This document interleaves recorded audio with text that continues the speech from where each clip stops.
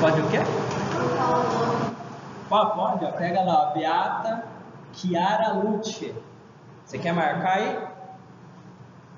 Eu vou soletrando para você, vai escrevendo aí. Beata é B-E-A-T-A. É B-E-A-T-A.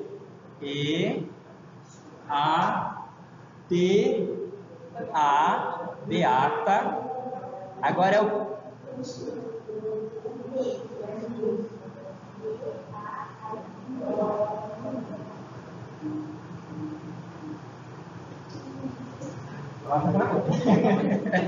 Agora o Chiara, ó, C-H-I-A-R-A,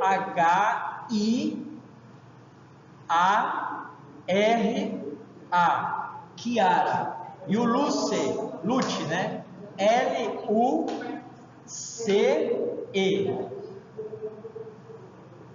Beata Chiara Lucci, tá bom? Então vamos lá. Então a catequese de hoje a gente vai falar um pouco sobre a história da igreja, né? Anos 501 e os 600, tá?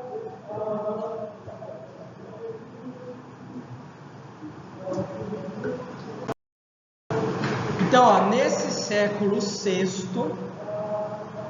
para muitos historiadores tem início a Idade Média, que vai do ano 476 até o ano de 1453. São cerca de 1000 anos de história onde a Igreja Católica sustentou o mundo ocidental. Aí tem uma frase de um historiador, Daniel Hopes, que ele vai falar: do caos bárbaro, a Igreja Católica fez surgir a grande civilização ocidental.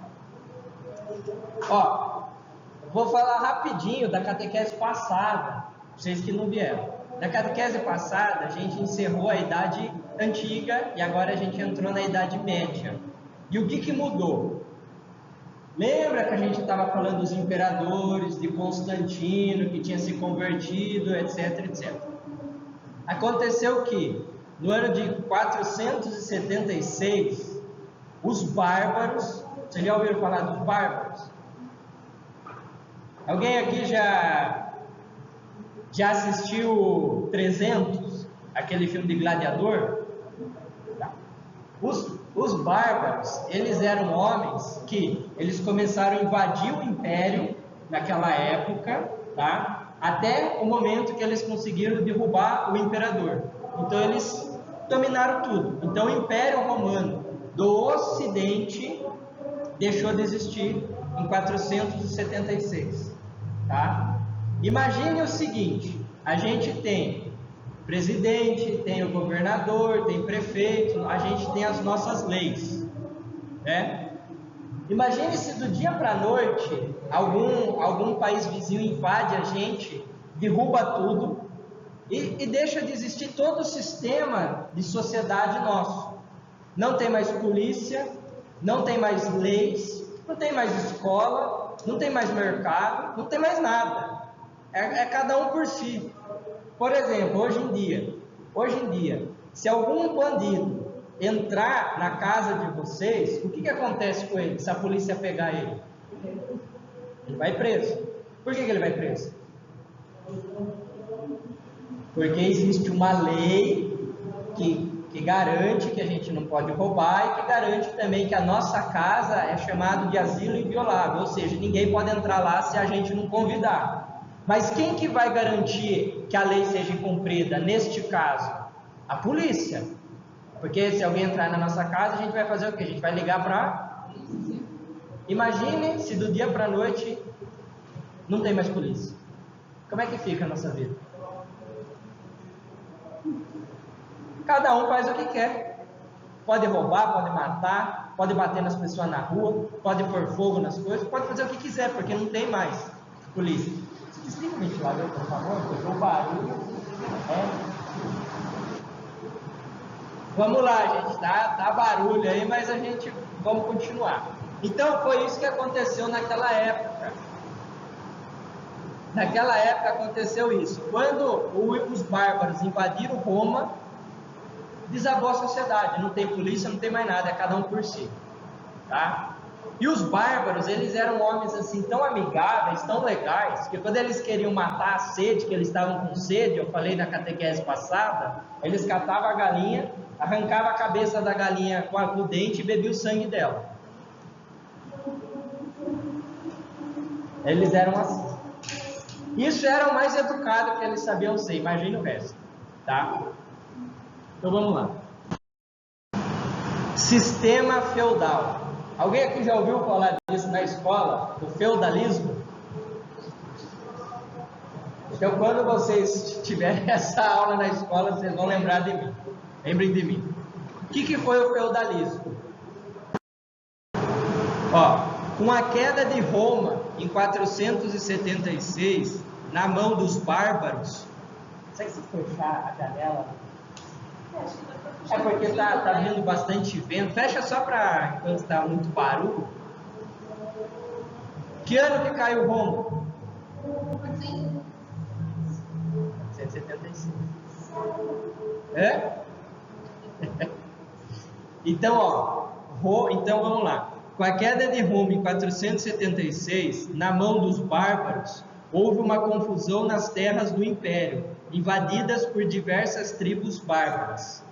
Não havia mais um poder central que garantisse a ordem pública, ou seja, sem as leis e a segurança que o Estado deveria garantir, o mundo da época desabou. Cada dono de terra procurava assegurar a si mesmo e aos seus servidores a segurança, o cultivo da terra, o comércio, a ordem e a disciplina. Ou seja, caiu Roma com os bárbaros, não tem mais imperador, não tem mais exército, não tem mais soldado, já era. Não tem mais nada, é cada um por si. Virou tipo um bang-bang. O pessoal, alguém olha uma coisa, quer aquilo, o outro quer também. Os caras vão lutar até um matar o outro e daí pega aquilo. Tá? Então virou uma bagunça geral. Então assim, ó, imagine esse cenário, a gente não tem mais polícia, a gente não tem mais nada. Entendeu? Então você ia fazer o quê? Você ia viver trancado dentro da sua casa com medo, porque alguém poderia a qualquer momento fazer algo de mal com você e não ia ter ninguém para te defender daquilo. Imagine também, não existe mais mercado. Como é que a gente come? Não existe mais shopping. Onde é que a gente vai passear? Não tem mais nada. Hã? Mais o quê? Roupa. Porque daí como é que você vai comprar sua roupa também, na hora que as nossas estragar? Então imaginem esse mundo. É um caos. E isso aconteceu, de verdade. Tá? Aconteceu em 476, quando os bárbaros invadiram Roma e dominaram tudo. Aqueles que não conseguiam garantir a sua proteção e a dos seus, procuravam vizinhos mais fortes, senhores feudais, que os defendessem com suas armas em troca de uma parte de sua colheita. Esses homens tornavam-se vassalos dos seus senhores, e em troca os senhores davam um pedaço de terra chamado de feudo. Então assim, o mundo desabou, não tem polícia, não tem mais nada. Não tem médico, não tem hospital, não tem shopping, não tem nada. Está cada um por si. Então o que as pessoas daquela época começaram a fazer? Elas começaram a se juntar em grupos para se protegerem. Vocês já viram aqueles filmes antigos? Agora vai ficar bom. Rapunzel, esses filmes que tem castelos e que tem cidades, que essas cidades elas são muradas. Alguém já viu o filme assim, que tem muro e a cidade tem um portão? Então para entrar na cidade tem que passar pelo portão e para sair da cidade tem que abrir o portão.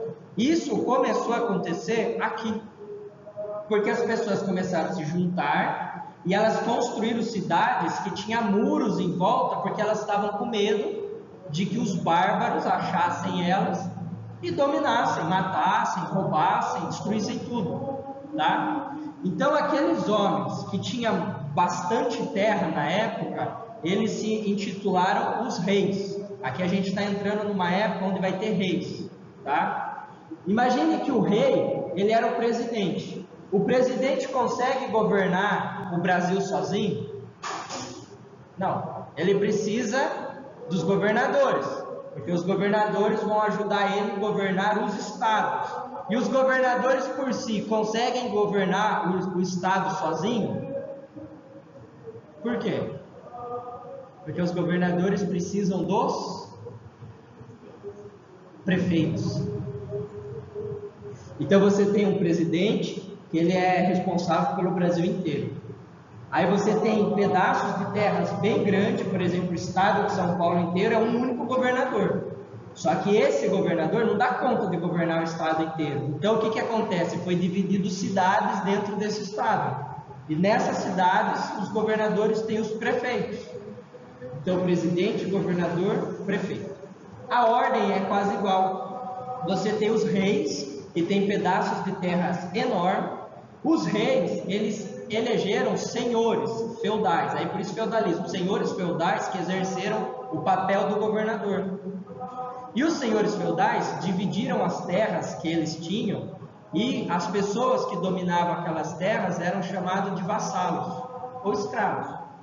Tipo assim, a gente não tem como se defender dos bárbaros, mas eu sei que em tal lugar tem um senhor feudal lá, que ele tem essa cidade fortificada, tem uma muralha, ele tem armas, ele vai conseguir defender a gente. Então vamos se abrigar lá. Então foi isso que começou a acontecer. Aqueles que não tinham como garantir a sua segurança, eles iam até esses senhores, e daí eles pediam para ficar ali protegido por aquele senhor feudal, e em troca ele dava uma parte da sua colheita, o senhor feudal dava um pedaço de terra para ele poder cultivar a terra e viver com a sua família naquele lugar, e ali ele estava protegido. Entenderam até aqui?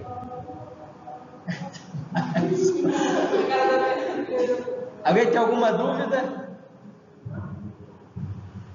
Tá. Assim, eu acho que agora, se você abrir agora a janela, porque agora parou aqui, tenta abrir só para ver, ou liga lá. Ó. Assim criam-se uma hierarquia onde tinham os reis, que eu acabei de falar, que continham nos seus territórios senhores feudais, e esses por sua vez tinham os seus vassalos, tá? O sistema feudal começou no século V, depois que o Império Romano caiu, e vai até aproximadamente o século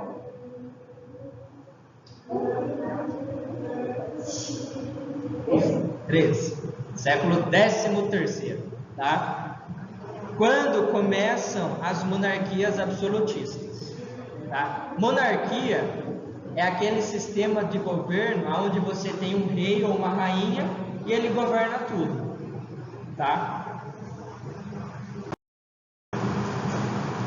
O trabalho da igreja com os bárbaros. Aqui tem uma foto onde você está vendo os soldados romanos, o imperador, e tem um bárbaro em cima do cavalo, e ele está atacando, e simplesmente Roma não tinha mais o que fazer, porque já estava muito fraca, o exército já estava dissipado, então eles se entregaram, se renderam. O trabalho da igreja com os bárbaros. A igreja teve que ter muita paciência com esses povos. Após a queda do império, a única instituição que ficou de pé foi a igreja. Tanto os bispos que viraram guardiões das cidades, quanto os mosteiros foram importantíssimos na construção da nova civilização. Muitos... Rapaz do céu, que barulho! Muitos jovens bárbaros ingressavam nos mosteiros e eram evangelizados. Os mosteiros se tornaram os grandes centros de estudo no mundo. Com a conversão de alguns reis bárbaros, a igreja, aos poucos, começava a modelar a sociedade com os costumes cristãos. Muitos monges saíram em missão para converter os reis e as rainhas. Eles impressionavam a todos pela sua vida de oração, mortificação e sacrifício. Em alguns mosteiros, os monges passavam, olha só, o Carol tenta fechar essa porta, que eu acho que o barulho está vindo daquele buraco do telhado. Só para ver se a gente... Não, essa daqui, ó. Mas é que o barulho está vindo do corredor. Tenta só... Ó, em alguns mosteiros, os monges passavam mais de 3 horas por dia em leitura e em trabalhos intelectuais. Em média, um monge de 50 anos já tinha lido mais de 8.000 livros na sua vida. Você já pensou você ler mais de 8.000 livros? Ó, melhorou. Aí eu acho que agora pode abrir. Acho que dá para abrir a janela agora. Nossa, eu ia ficar sem voz, de tanto gritar aqui.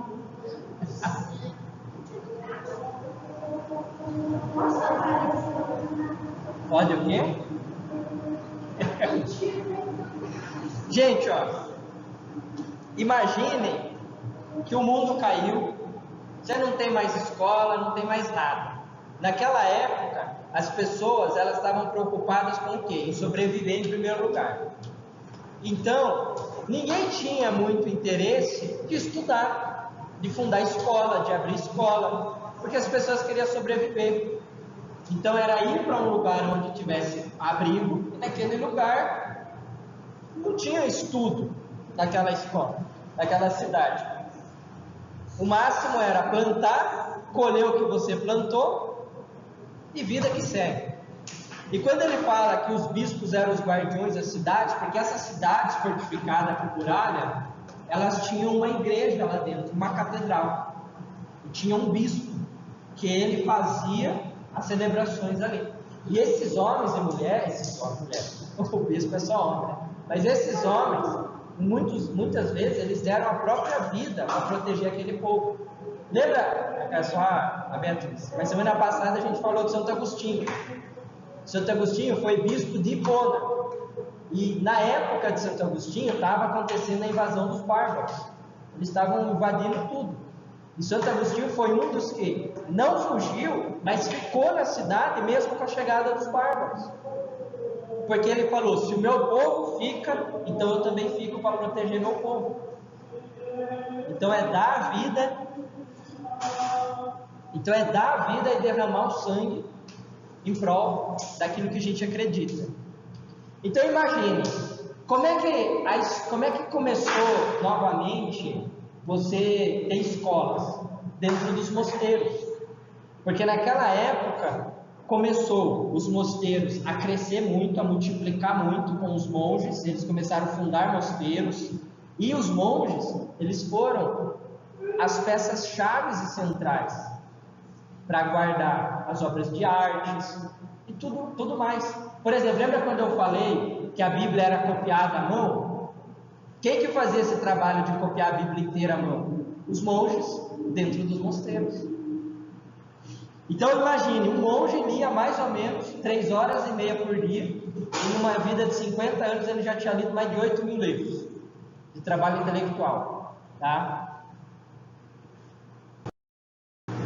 Aí aqui a gente vai falar de São Gregório Magno, foi Papa e doutor da Igreja. Todas as vezes que vocês escutassem Magno é uma expressão latina que quer dizer grande. Então foi uma pessoa muito importante. Ó, foi Papa de 590 até 604. Foi um monge beneditino de grande vida de oração, homem justo, sábio, piedoso e de muita coragem. Pertencia a uma família rica, gastou toda a sua herança com a fundação de mosteiros e obras de caridade. Com a ajuda de sua grande amiga, a princesa católica Teodolinda, conquistou muitos lombardos, que eram bárbaros, para o reino de Cristo. Foi um grande reformador interno da igreja, arrumando os ritos da missa, introduzindo a música sagrada dentro da liturgia. Morreu em 12 de março de 604.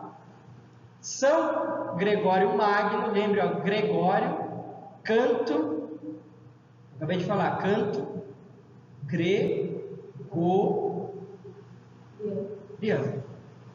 Quem iniciou o canto gregoriano foi São Gregório Magno. Ele começa o canto gregoriano dentro da liturgia, ou seja, dentro das missas, muitos cantos tinham essa melodia que vocês acabaram de ouvir em gregoriano. Tá? Então, quando a gente ouvir falar canto gregoriano, começa ali com São Gregório Magno, dentro da liturgia, lá aproximadamente no período que ele foi Papa, de 590 a 604. Tá? E ele foi um grande Papa da Igreja.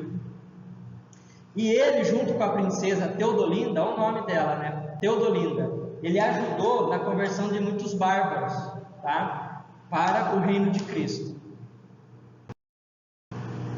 Aí aqui a gente tem, né, o imperador Justiniano I o Grande.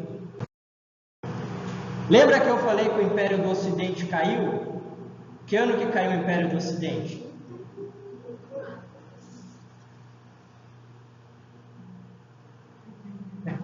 Que ano que caiu o Império do Ocidente? 476.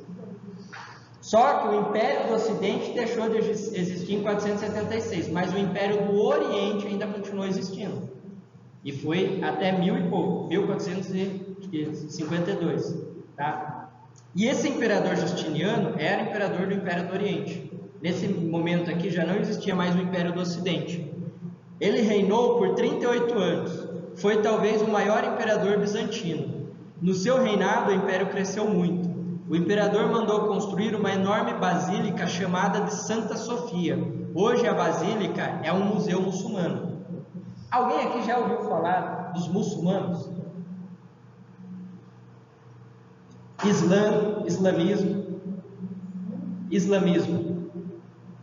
e muçulmano é a mesma coisa.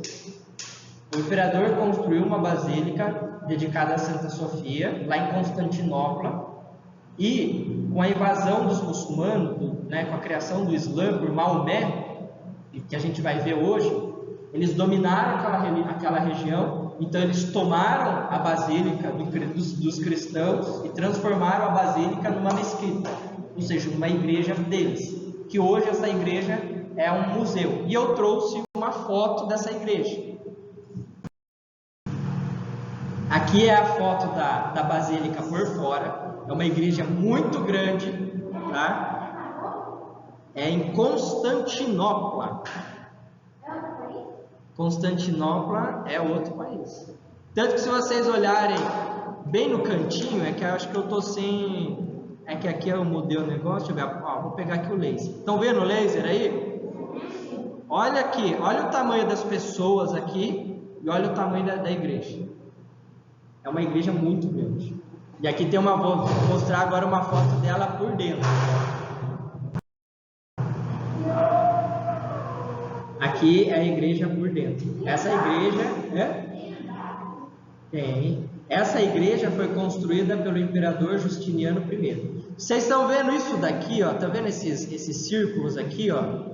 Esse. Isso aqui é uma inscrição islâmica que os islãs colocaram aí, que é sobre os profetas deles. Ou seja, eles roubaram a nossa basílica e transformaram numa igreja deles, e hoje é um museu deles, lá. E a gente vai ver mais algumas coisas. Os monges e os mosteiros, tá? O que vocês estão vendo esses monges fazendo? Estão escrevendo. E o que eles estão escrevendo? A Bíblia. Tá? Deixa eu ver. Peraí, só vamos falar aqui dos monges, a gente já faz um intervalo. Os monges e os mosteiros. Já é 3:10 já. Os monges e os mosteiros. Eles estão fazendo o quê? Estão copiando livros. Mas eles não copiavam só as Bíblias. Eles copiavam livros de filósofos, de diversas coisas. Tá? Os monges e os mosteiros. Os monges e os mosteiros tiveram um papel determinante na evangelização dos... Quem eram os bárbaros? Quem eram os bárbaros?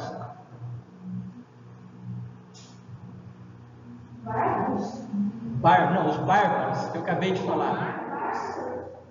Lembra que eu falei de um grupo que invadiu Roma e tirou o imperador do lugar e destruiu toda a sociedade? Foram os bárbaros.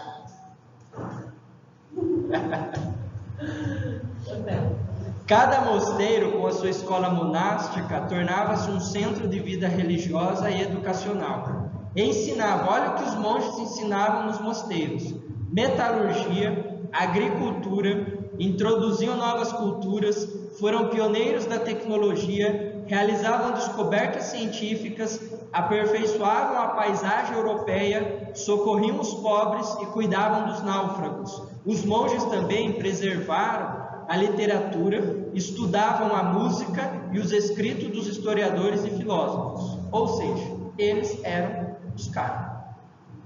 Tá? Muito bom. Porque imagine, se o monge ficava por... Quantas horas mesmo um monge passava em média lendo? 3 horas e meia. Em 50 anos um monge tinha lido quantos livros? Imagine como esses homens não eram inteligentes. Era ou não era inteligente? Muito. Tanto que muitas descobertas que a gente tem hoje foram os monges que inventaram.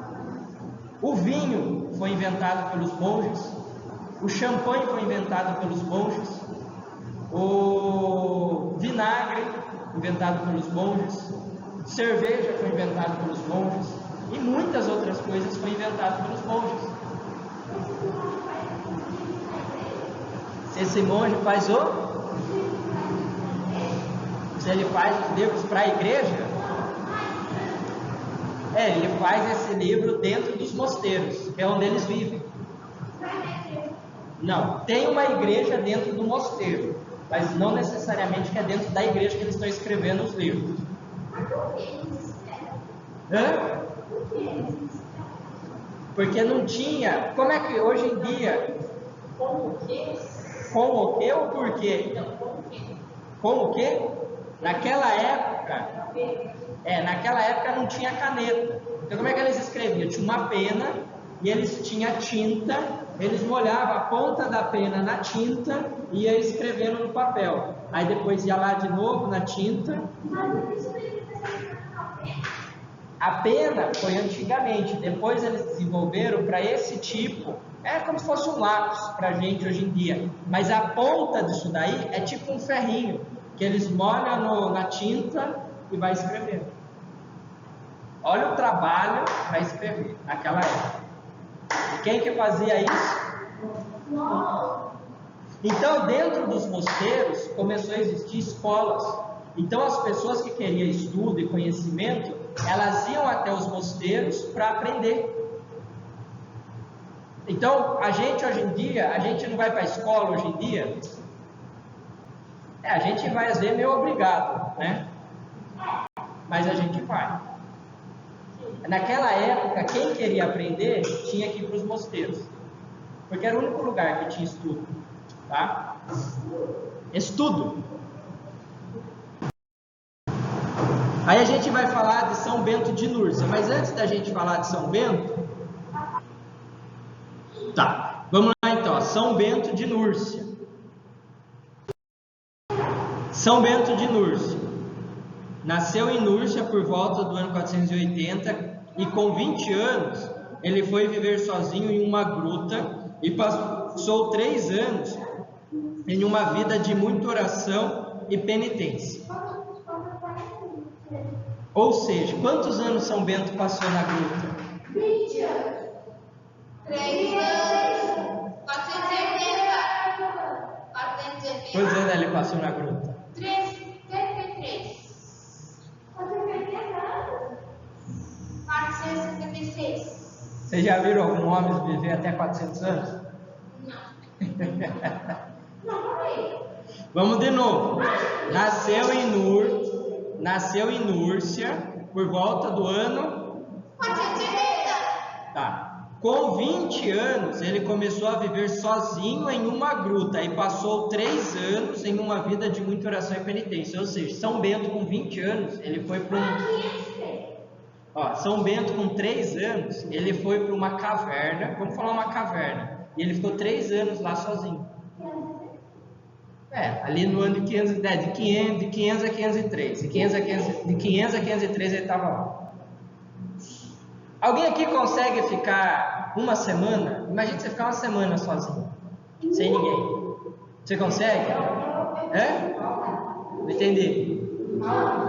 Onde? Sei lá, na sua casa, sozinho por uma semana. E por um ano. E por um ano.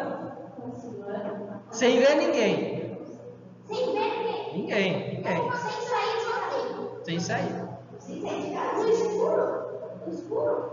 São Bento ficou 3 anos No escuro. na caverna. Não no escuro. Ele tinha fogo na época. Ele acendia uma... Sem sair nada. Ele ficou 3 anos isolado lá. E o que ele ficou fazendo esses 3 anos lá?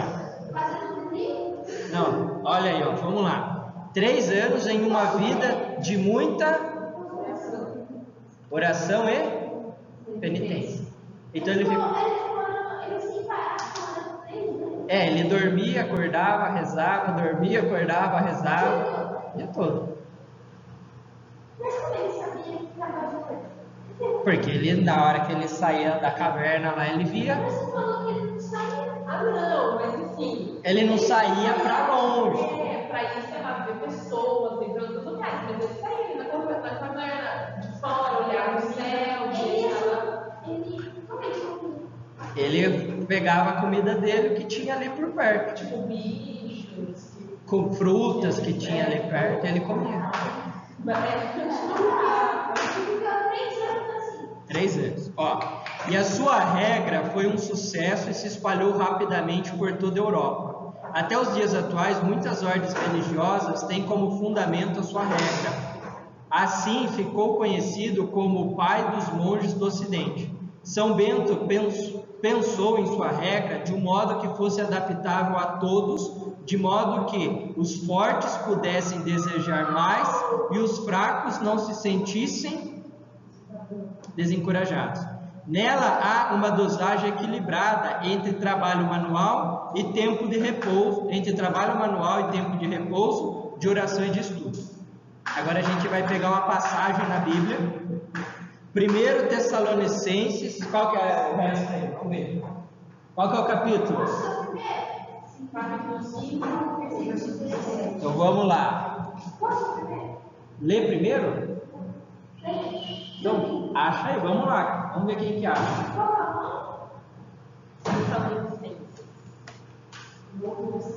1 Tessalonicenses.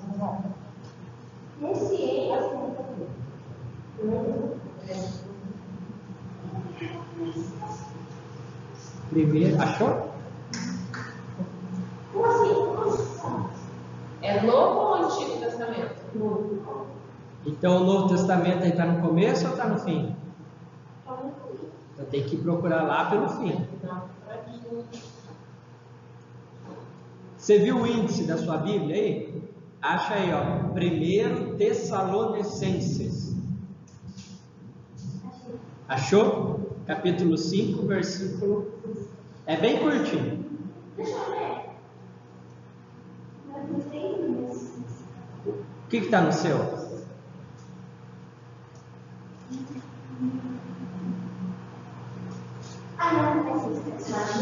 Achou?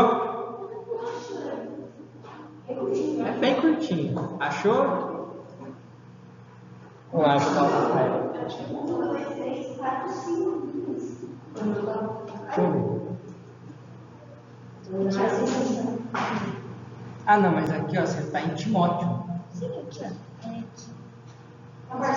Então, mas ó, você está no livro de Timóteo. É Tessalonicenses. Aqui, ó, viu? Olha lá. Ó, 1 Tessalonicenses 5. Ó, cadê o 17? Aqui, ó. Ó, também o 17. Posso ler? Aqui. Calma aí. Peraí, vamos esperar o Tiago achar. Todo mundo achou?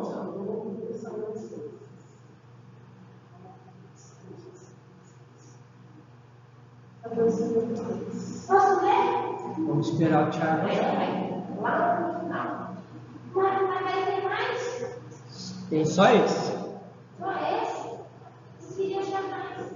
Não, mas né, vai pegar um dia só para procurar versículo.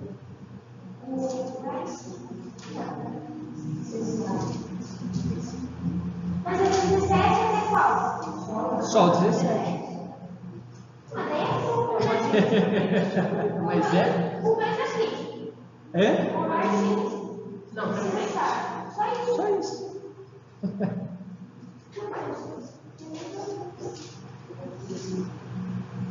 Posso ajudar?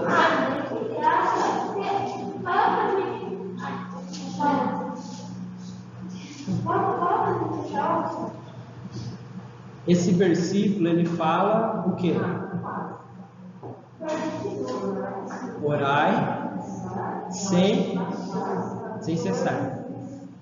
Então, ou seja, ore o tempo todo. Ore sempre. Não pare de orar. E o que São Bento fez? Não parou de orar. Vocês entenderam? Quando a gente fala da regra de São Bento, porque tem ali a regra de São Bento. Deixa eu 7 mais. Deixa eu ver. Aqui, ó. Até grifado. Aqui, ó. Orar sem cessar. Aqui, ó. Orai sem cessar. Então, os monges daquela época, eles rezavam mais ou menos por dia, umas 8 vezes por dia, em horários específicos, que é o que a gente chama de liturgia das horas, que a gente tem os nomes: laudes, nona, terça, sexta, vésperas, completas. E estou esquecendo algum, mas eu sei que os momentos de oração: 6 da manhã, 9 horas da manhã, meio-dia, 3 da tarde, 6 da tarde, 9 horas da noite. Aqui já deu 6 momentos, fora o ofício das leituras que dá 7. Isso era a vida de um monge. Ele estava nos seus trabalhos manuais, fazendo o que ele tinha que fazer, porque dentro do mosteiro tinha monge que cuidava da cozinha, fazendo comida para todos os outros, tinha monge que cuidava da limpeza do mosteiro, tinha monge que cuidava da horta, tinha monge que cuidava dos bichos, porque tinha galinha, tinha a vaca, boi, e cuidava das casas, não. Como das casas? Das cavernas foi São Bento, e só ele fez isso. Aí São Bento fez uma regra. O que é uma regra? Ele desenvolveu uma lei que todos aqueles que entrassem no mosteiro dele tinham que seguir aquilo. E essa regra de São Bento, ela foi importantíssima na vida dos mosteiros e dos conventos. Ele fundou um mosteiro. Quando a gente escuta falar dos beneditinos, a ordem é a ordem de São Bento, foi fundada por São Bento, ele criou uma ordem, tá? E, na época, o mosteiro mais famoso que ele fundou foi o de Monte Cassino. Provavelmente ali tinha mais de 200 monges lá dentro, no Monte Cassino, vivendo, tá? A gente vai ler. Vai ler essa luta, não vai? A gente leu já. Ô tio, você quer ler? Você está aí com a passagem? Como que é? Aí. Orai. Olha dele que interessante. O dele está orai continuamente. Ou seja, sem parar. Orai continuamente, orai sem cessar. Acho que as 3 é orai sem cessar, né? Esqueci, vamos, depois você lembra. Gente, tudo isso que eu falei foi século VI. Nós estamos entrando agora em outro século. Agora é o século VII, tá? Então, só para a gente recapitular, olha quanta coisa interessante aconteceu no século VI. Lá no século VI nasceu São Bento. Ele fundou um mosteiro. Esse mosteiro se espalhou pela Europa toda. E olha só que interessante. Em Sorocaba tem um mosteiro de São Bento. Mas ele existe? Existe os monges. Sabe a catedral? Vou dar uma dica para vocês. Vão um dia lá visitar. Sabe a catedral lá no centro? Praça da Catedral? Um pouco para cima da Praça da Catedral tem um mosteiro de São Bento, que é uma ordem beneditina. Tem os monges lá. Tem o momento da missa, que é o próprio abade, o monge que celebra a missa. Depois eu pesquiso aqui, ó. Não esqueça que eu vou pôr no Google aqui o Mosteiro de São Bento de Sorocaba, tá? Lá é a Praça Fernando Baltazar, lá, né? Lá na Praça Fernando Baltazar. Depois a gente vai ver aqui, ó. Já chegamos lá. Então, qual que é o século que a gente vai ver agora? Vamos lá.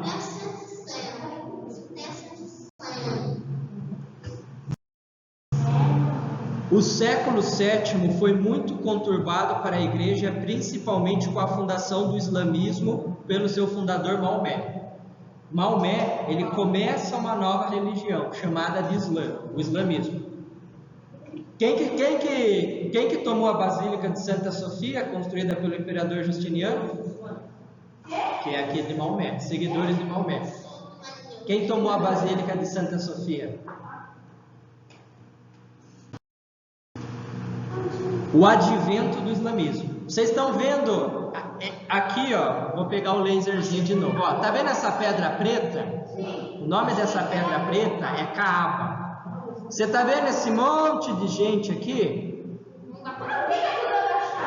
Porque na religião deles, eles são obrigados, se eu não me engano, a 5 vezes por dia fazer uma oração voltada para Meca. Aqui onde eles estão é a cidade de Meca, lá em Medina.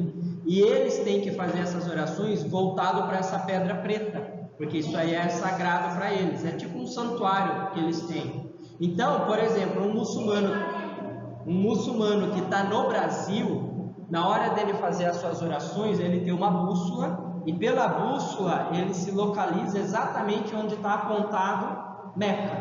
Então vamos supor que Meca está apontado nessa direção. Ele estende o tapetinho dele aqui e se curva fazendo as suas orações voltado para Meca 5 vezes por dia. Tá? Já vou explicar o que tem lá dentro.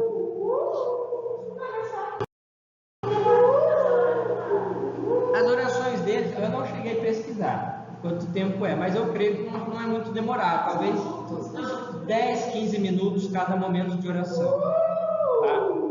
Vamos lá. O advento do islamismo. No Ocidente, o cristianismo crescia muito. Já no Oriente e no Norte da África, o cristianismo sofreu diversas restrições. Não. É que se você ler daí, não vai pegar o áudio aqui. Que lembra que está gravando isso daqui para os que não veio? Tá? Maomé nasceu em Meca, Arábia Central, provavelmente em 580 e faleceu com pouco mais de 50 anos em 600 e... Quem que nasceu em 580? Quem nasceu em 580?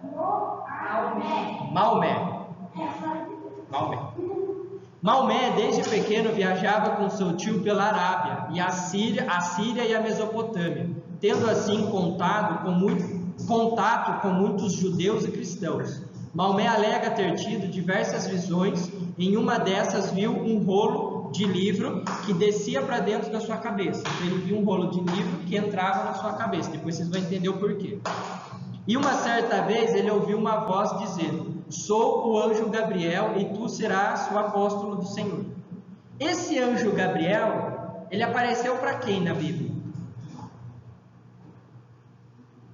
Lembra que a gente já viu isso?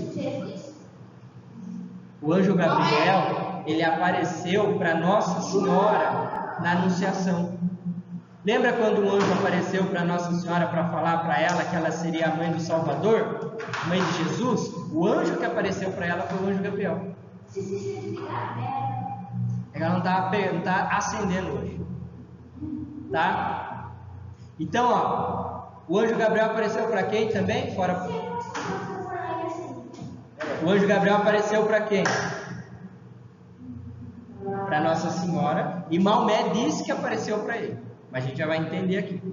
Aos 30 anos, em 610, diz ter recebido as revelações após uma séria crise de fé e passou a pregar as suas mensagens. Ele acreditava que Jesus não era o Filho de Deus, mas um profeta grande. Ele se intitulou como o último grande profeta depois do profeta Jesus. Maomé pregou que ele era o continuador da religião de Abraão com o seu filho Ismael, filho da escrava Agar, já que o povo árabe é descendente de Ismael. Lembra quando a gente estava falando de Abraão? Sim. Abraão teve 2 filhos. Abraão teve Ismael com a escrava Agar, e ele teve Isaac, acho que era Isaac, Abraão é Isaac e Jacó. Se eu não me engano é já Isaac foi Abraão e Sara. E Sara era estéril, o anjo aparece para ela e fala para ela que ela vai gerar a luz dali 1 ano, então ela gera a luz, ela tem Isaac, tá?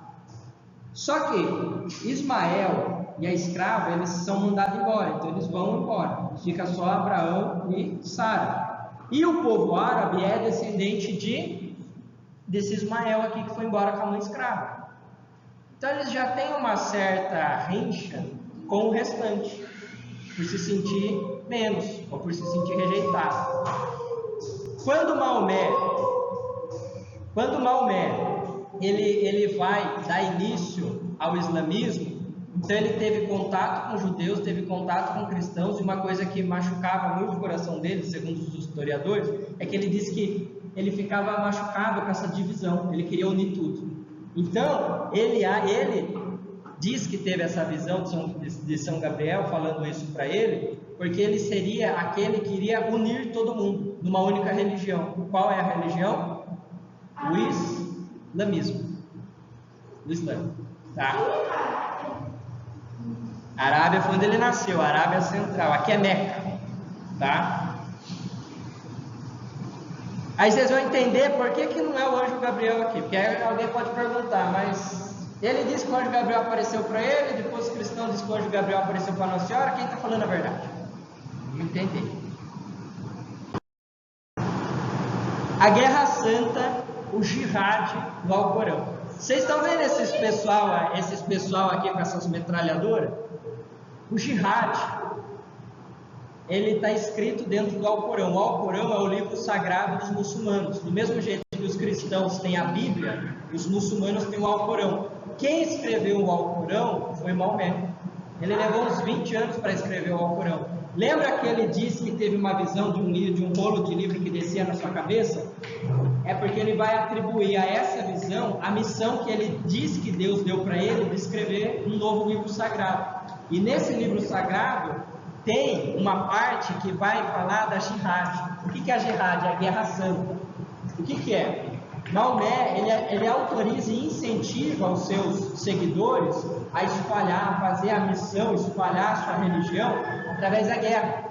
Ou seja, eles começam a dominar territórios, matando as pessoas, simplesmente para aumentar a sua religião. Vocês lembram? Acho que vocês já viram foto daquelas mulheres lá na Arábia, cobertas com aquelas burcas, com aquelas roupas todas compridas. Vocês já viram essas fotos? Essas mulheres são muçulmanas. A mulher muçulmana, ela não, assim, resumindo, ela não vale nada, porque ela não pode aparecer em público sem a burca, ela não pode dirigir, ela não pode assumir cargos, porque eles acham que a mulher está abaixo do homem. Então só o homem que tem direito de fazer essas coisas. Então assim, é uma religião extremamente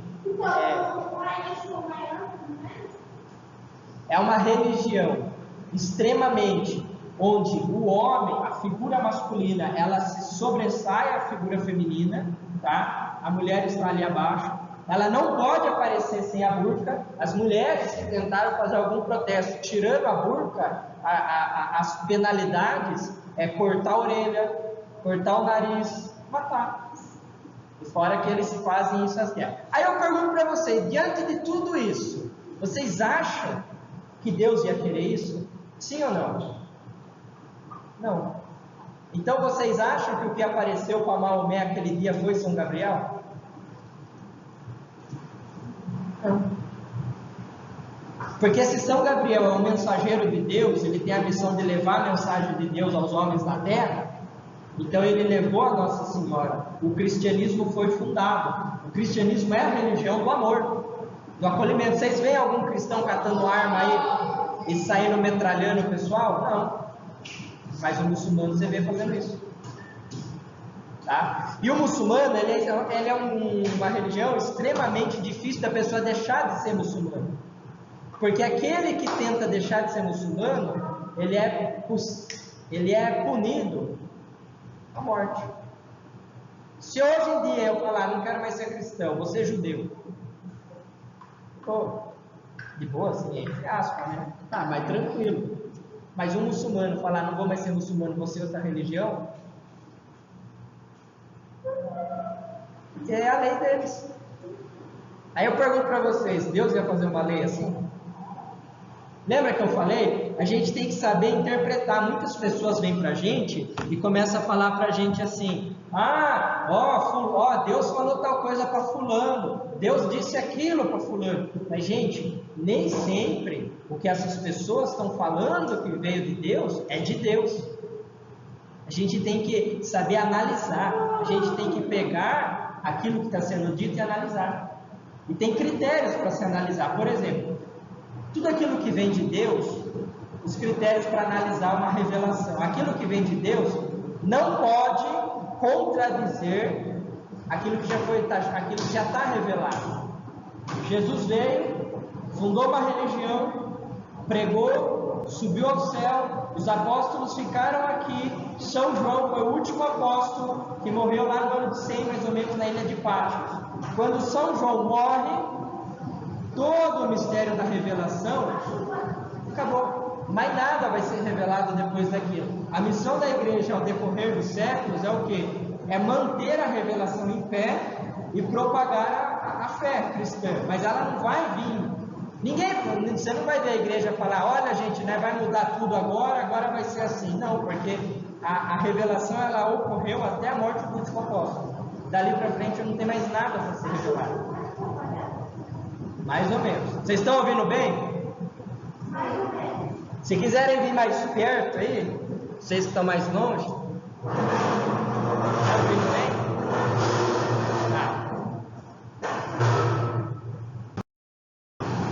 Então lá, Guerra Santa, Jihad no Alcorão. O Alcorão, que é o livro sagrado da religião islã, autoriza e incentiva a fazer guerra contra os inimigos da religião de Maomé. Assim, o Islã cresceu muito através das guerras e da imposição das religiões a todos.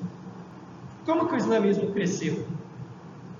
Porque os caras chegam no território e falam, você quer ser islã? Sim ou não? Toma um tiro. Como assim? Pronto. Como assim? Você quer ser islã? Fala sim ou não? Sim.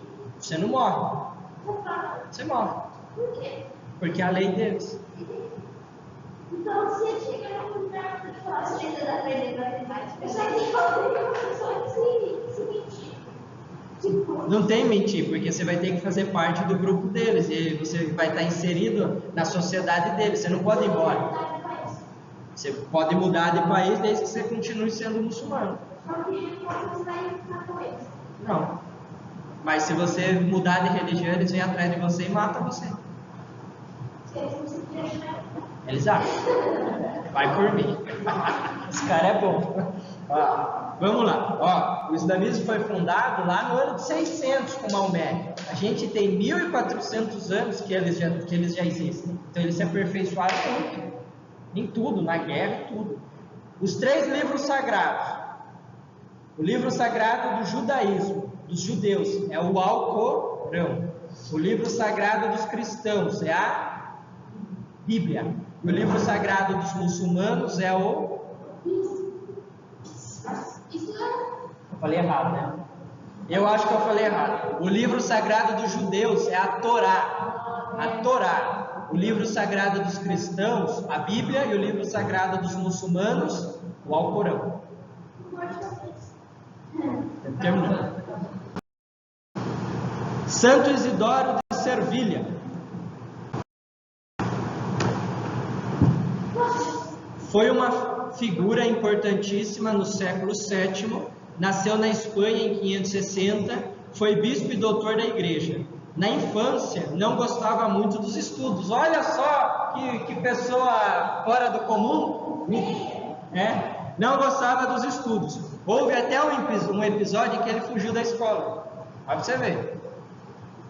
Foi um exemplo de que quem persevera supera os talentos. Sua atuação foi comparada à penetração de Platão, à ciência de Aristóteles, à eloquência de Cícero, à erudição de Orígenes e à doutrina de Santo Agostinho.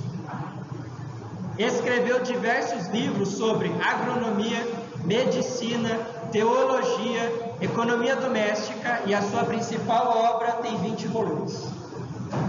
Será que ele é inteligente? Alguém aqui já escreveu um livro? Já escreveu um livro? Tá, agora imagine você escrever livros grossos sobre agronomia, medicina, teologia e economia doméstica. E a sua maior obra tem 20 livros. Tipo assim, ó, você tem um livro, capítulo 1, um outro livro, capítulo 2. Ele fez 20 capítulos. O homem foi um crânio. E ele não gostava da escola. Lembra que ele fugiu da escola? Era um homem que não gostava da escola. Mas quando a graça de Deus ela entra e penetra o nosso coração, muita coisa muda por dentro. Muita coisa muda.